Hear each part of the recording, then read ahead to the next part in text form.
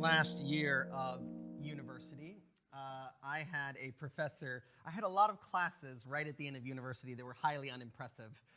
It was like the varsity team at the end of my university experience, and they were the classes that you had to get out of the way just so you could graduate. Some of them were entirely uninspiring, and the most uninspiring professor I had, we really got the feeling that he had no desire to be there. He had no desire to teach. We weren't entirely sure he in any way enjoyed his life. He just seemed like he wanted to be somewhere else. And so it was kind of interesting going through this class in which he was uninspired with his own material and uninspired with us. And it just seemed like in his mind he had to go on with this unpleasant job of informing us naive students. And at the end of the semester, on the final day, he decided he wanted to share his heart with us. We didn't ask him to share his heart or his passion. He just kind of did. And I suppose we were unsolicited, free therapy for him. And he told us about what truly inspires him, what animates every day of his life, and what he's working for. And his goal, the reason that he worked so hard, what he wanted most in life is he wanted, after he died, or before preferably, that someone would name a library after him. That was his goal, okay? Seriously. He would say, I'll be gone soon, and what I want you to know is what I want most is this library. I want a library. I want a library named in myself. If I can just get a library, then I will have succeeded. Then I will have purpose and meaning to my life. And after having taken his class, I'm pretty sure most of the people in this class would petition to have that not take place, okay? We don't want you to have a library named after you. But in a comical way, we could all look at that and say, what a prideful idea, and what an absolute waste of your life. But it's hard, isn't it? What's not laughable about this is actually that we, in fact, do spend our lives for a set number of quantifiable things, and we think, if I get this, if I get that, if I just get the title, if I just get the library, well, then I'll have spent my life right. And we're wasting it away. We're wasting it away. Think about what you slaved for. Think about what you sweated for. Think about what you labored for, what you poured your life into day in and day out, what you're hoping for. At the end of that, is there a title? At the end of that, is there prestige and fame? And I made it, and this is what I want, and you're aiming as hard as you can, and you're striving as hard as you can to get this. And if you think about it just for a moment, is it really just about your ego? And the whole world is caught up in this race to be something. And it all ends nowhere. I mean, there are good things that we pour ourselves into, like marriage and children, but there's also titles and fame and glory. And at the end of that ladder is a big pile of nothing. And it's laughable from the outside as we look at it. But from the inside, it seems like our hope.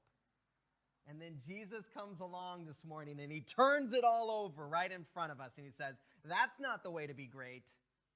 That's not how you become a great person. You don't become a great person by doing things that the world lauds and by achieving the things that you think are going to make you successful and by getting the title and by getting the library and by getting the fame. True greatness comes through losing yourself, not finding your pride. True greatness comes through losing yourself, not finding your pride. Does that sound foreign to you? I mean, we hear it in Christianity, don't we? But it should sound stark, shouldn't it? So let's take a look at this wonderful text this morning. And the way I'd like to proceed is I want to look at the contrast between Jesus and what he's doing and what he's thinking, and the disciples and what they're doing, how they're living their lives, and it's just wildly different. And Jesus, he's different than everyone.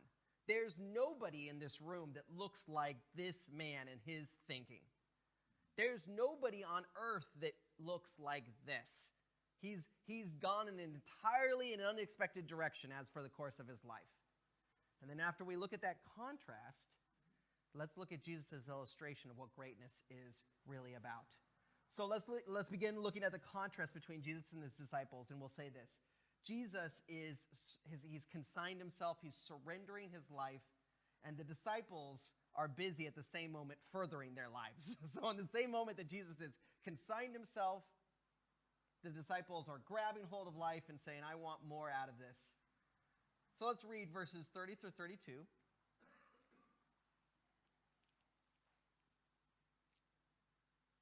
And that's page 1013. They left that place and passed through Galilee. Jesus did not want anyone to know where they were, because he was teaching his disciples. He said to them, the Son of Man is going to be delivered into the hands of men.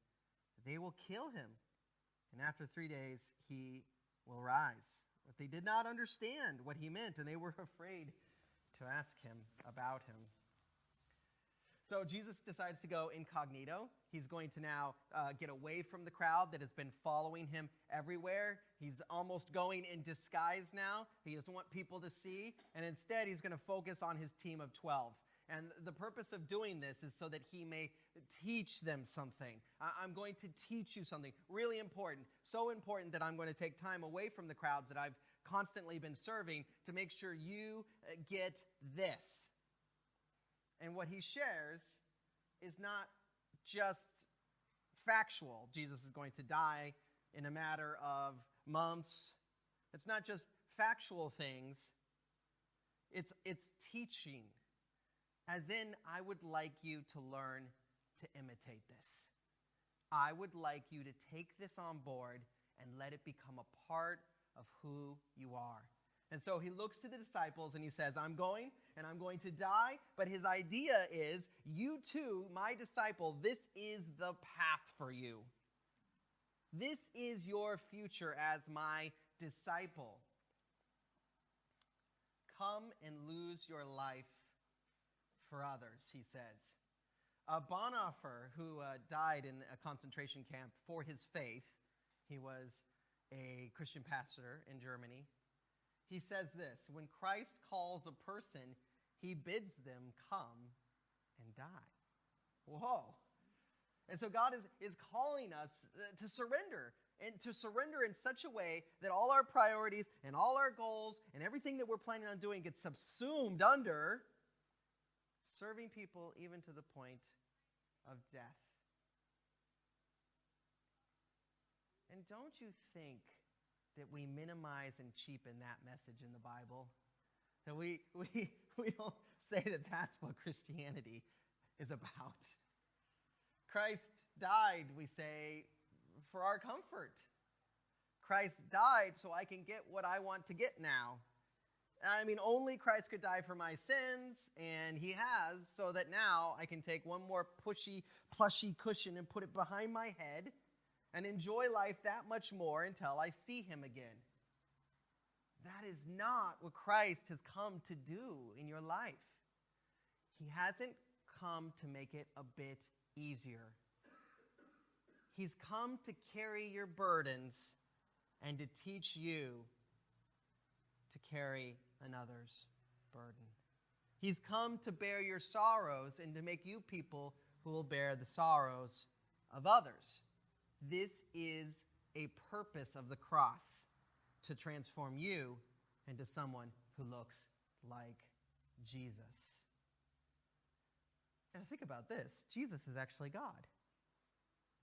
And if God can humble himself like this to the point of death, shouldn't we be able to do that? We're just his little creations. And yet, humbling yourself might seem like the worst thing you could possibly do. In fact, chances are that's exactly what you are thinking. I don't want to humble myself. I want to be glorified.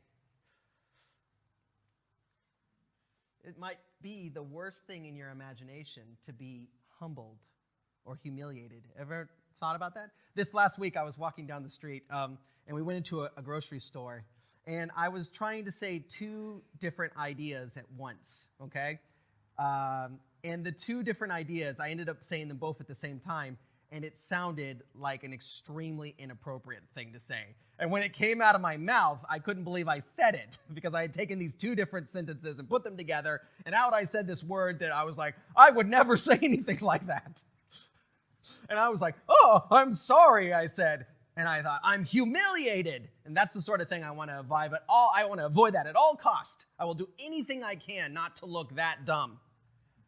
Christ says, come, be lowly, put yourself beneath others, and serve. Don't be afraid of that. And it's his mindset. Jesus is determined now to put his life and his goals aside to do what? To die for us. To end the story on our behalf. And notice the extent of this. He says, the Son of Man will be given to men. That word could be just translated mankind. Jesus is saying now, I'm going to be given over to men, to the men in general. And that's what the incarnation is about. God gave us himself in the form of Jesus. And what do men do? They say, thank you for sending, thank you for coming down, God. Now where we're going to crucify you, right? Thanks a lot, we're going to kill you. And so he actually lays the blame for his death on all of us. Everyone, everywhere. And yet that doesn't change his resolve. And it's not based upon what he's going to get from us. It's not based upon how we're like, oh, we really need help. We're not asking for help. We're the one that's saying, hey, I'll be the one to crucify you, actually. It's a radical change, isn't it? To love like that. There's no payback. So Jesus is determined to surrender his life. Do you see that? He is determined to walk the way of the cross. He is determined, I will live for others. That's point. That's point. Look at what happens. Jesus shares this vision, and the disciples, they don't get it. It's like he's speaking in another language. And as Jesus is surrendering his life, they are busy furthering their own lives. In verse 33, they came to Capernaum. When he was in the house, he asked them, what were you arguing about on the road? But they kept silent because on the way they had argued about who was the greatest. The disciples are hilarious, aren't they?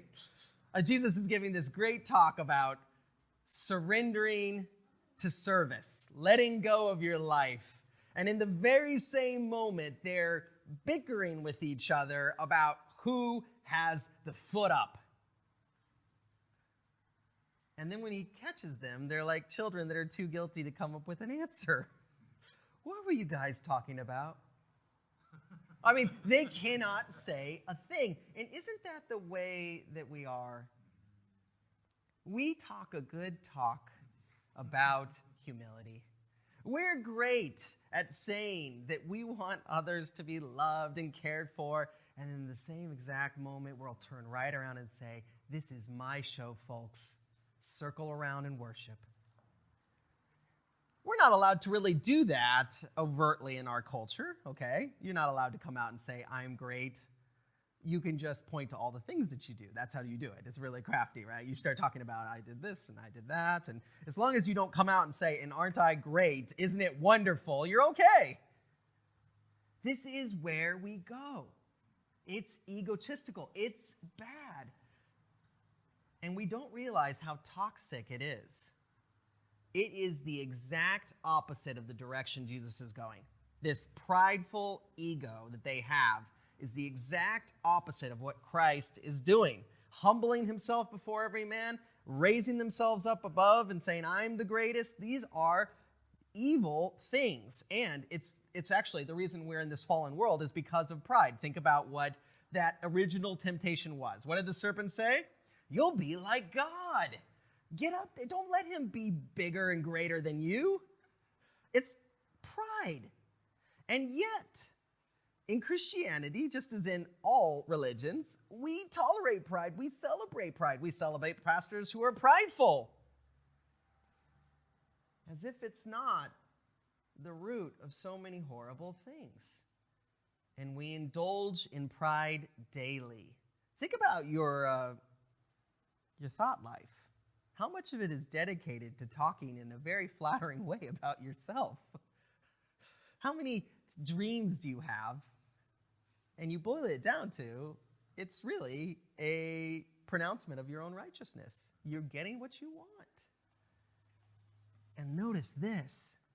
The disciples, in their pride, are really hurting their fellow man. I don't think any of them were saying as they were bickering about who was greatest, this person over here is really needy and I should really think about what they need. No, they're too busy slinging mud at their friend trying to get a foot up. Anyone ever played King of the Hill? This is a great game that I used to play when I was a kid. Let me tell you how King of the Hill works. You have to have lots of hills, and there aren't as many here. But if you have a nice hill, or even a dirt pile, someone has made a dirt pile for some reason. This is a great hill. You get all your friends, and the way it works is you want to be on top, and the way you get on top is you push all of your other friends down the hill. Okay, this is how it works. Who can stay on the hill? Who's the king? You push them all down. Down you go, friends, because I am the king. And this is a great picture of sin and pride, isn't it? I am king. I don't care what I'm doing to get all of you things out of my way. Go to your place. When you are seeking yourself, it's really interesting. You're actually devaluing somebody else. They're not even a thought for you. Who are you hurting in seeking your own things? And we know of stories like this, right? I was noticing when you have these biopics on people's lives, right? And this famous person that is so loved and everybody remembers them and, and then you watch their life and it is messy as they pushed people out of the way so that they could make it big. So focused on their own goal. The rabbis claimed, and so this is a thing for us, this was the church of that day. In the church of that day, the church representatives of that day claimed that you could get the best seats in heaven if you jockeyed for position and tried to get your best spot. You could even usurp the angels if you did the right stuff. And so they're living for this goal, to get the best spot. And later on, they're going to ask Jesus directly. Remember the disciples? Can we have the best spots in heaven? They get their mother to go and say that to Jesus. And it's not just that they had this conversation once. This is their conversation. This is what the disciples effectually say in the New Testament before they're changed by Christ. They boast about themselves, multiple occasions. Jesus heard this all the time. Because that's their lifestyle. Why are the disciples following Jesus at this point? It's for them. They're hoping they are going to get the glory, and this man is going to deliver it to them. We can follow Jesus, they say, because at the end, we're going to be glorified. Sometimes you can do good things for very altruistic things for very bad reasons. Think again about a famous person, right? A famous person decides they're going to give money. Well, that's nice. So what they do is they call people up and then I'm going to give some money and could you get some cameras and can we get some friends and we'll have a celebration and I'm going to give everyone look at me, shoosh, right? Aren't I great? Aren't I amazing? And then the whole world says, yes, you are. And they've been paid. But that's not really good. It's all for them. It's a height of ego. Is that the way we live our Christianity? I'm in this for me. Yeah, Jesus died for me, but now I get what I want. Now I do what I And then we're so disappointed. That leads nowhere. And the contrast couldn't be greater between Jesus and the disciples, could it? One laying down his life, the other one saying, give me every little inch of it. So having seen the contrast between Jesus, who surrenders his life, and the disciples who are furthering their own, let's now consider Jesus' example of humility, which is putting ourselves beneath whoever we think is the least important person to us. Putting ourselves beneath whoever we've discovered is the least important person in our own estimation. And we can see this in verse 35.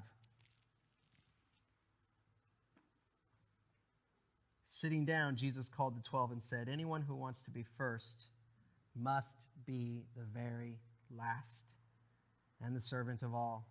He took a little child whom he placed among them. Taking the child in his arms, he said to them, whoever welcomes one of these little children in my name welcomes me.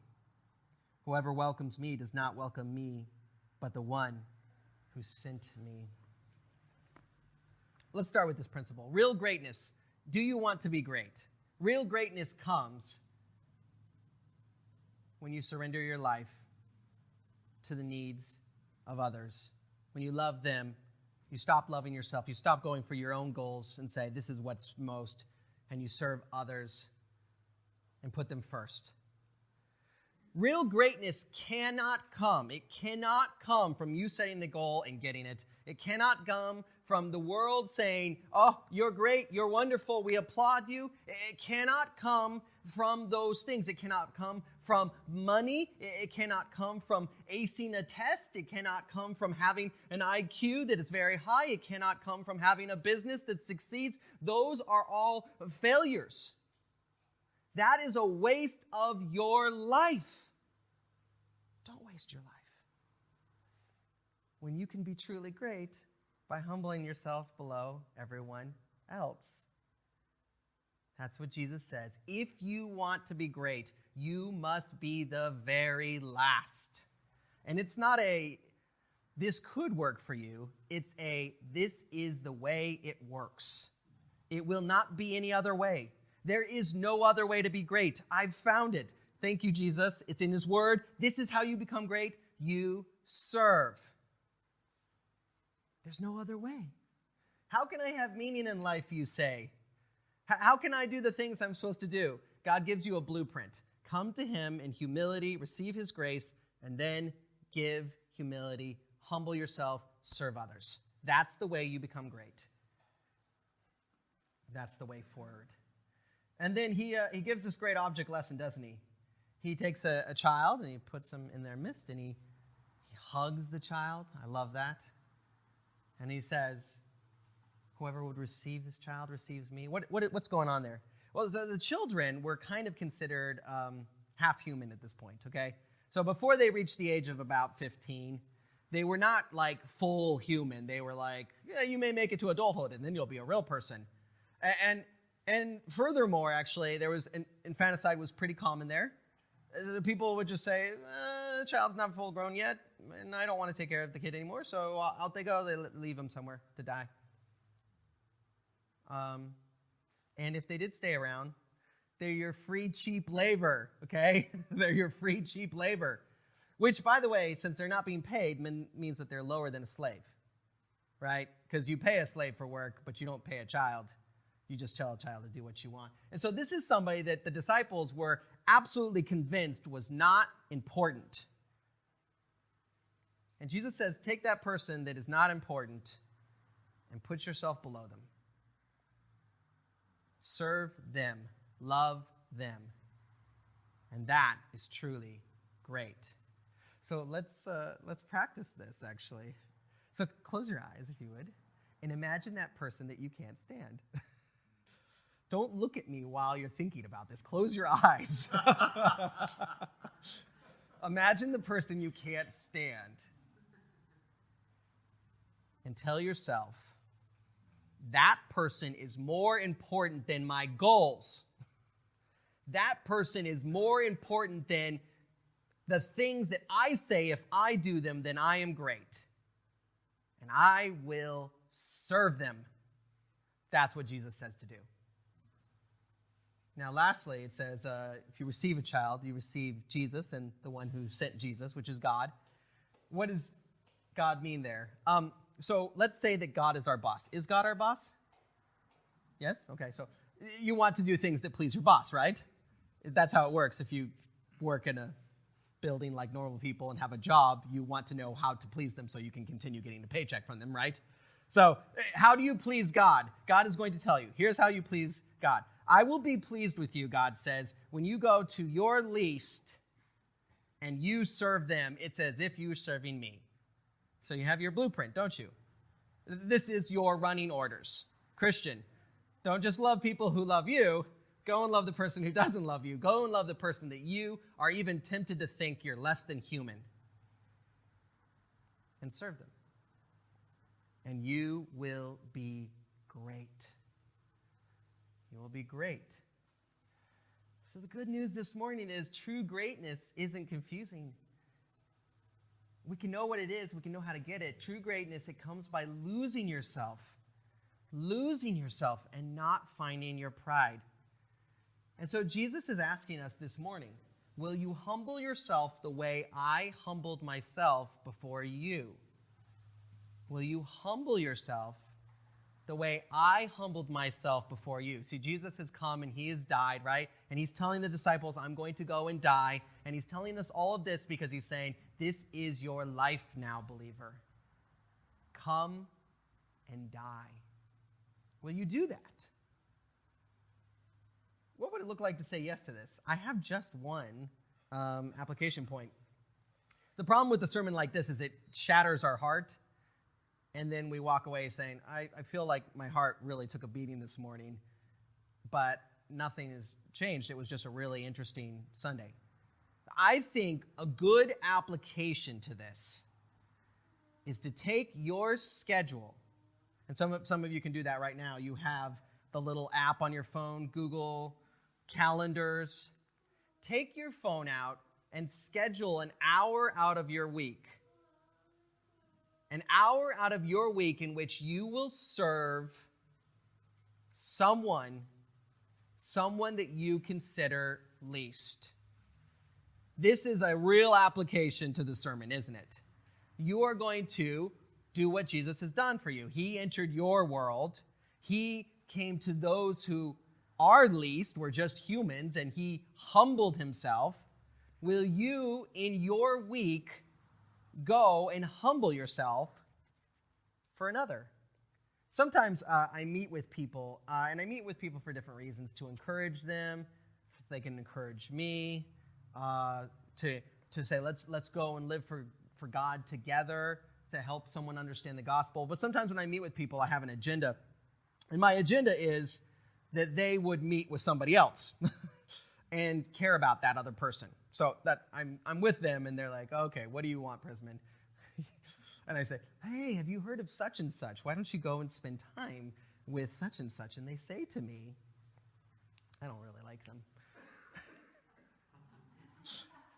That's what they say. Okay, this is how it comes out. I don't enjoy spending time with that person. I don't like them.